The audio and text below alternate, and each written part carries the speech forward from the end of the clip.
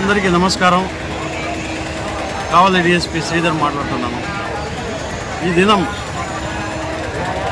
బిట్రగుంట మండలం కొండబిట్రగుంట గ్రామంలో శ్రీ ప్రసన్న వెంకటేశ్వర స్వామి ఆలయానికి సంబంధించిన తెప్పోత్సవం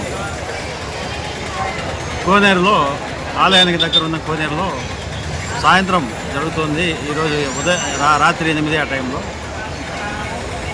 8:30 ఆ టైంలో దేవుడు లోపల తీసుకెళ్లారు. ఈ లోపల పడవ తెప్ప ఓ పక్క నుంచి ఒరగడం స్టార్ట్ అయింది.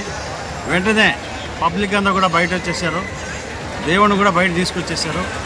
తర్వాత మొత్తం మునిగిపోయేసి అది విరిగిపోయింది. మొత్తం తెప్పంతా కూడా, దేవుడి డెకరేషన్ కూడా విరిగిపోవడం జరిగింది. ఇందులో ఎలాంటి ప్రాణ నష్టం జరగలేదు.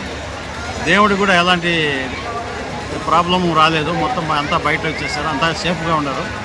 ఎందుకు ఈ రకంగా జరిగింది, తెప్ప ఎందుకు కూలిపోయింది అనే దాని మీద ఇన్వెస్టిగేషన్లో ఉన్నారు. నమస్తే.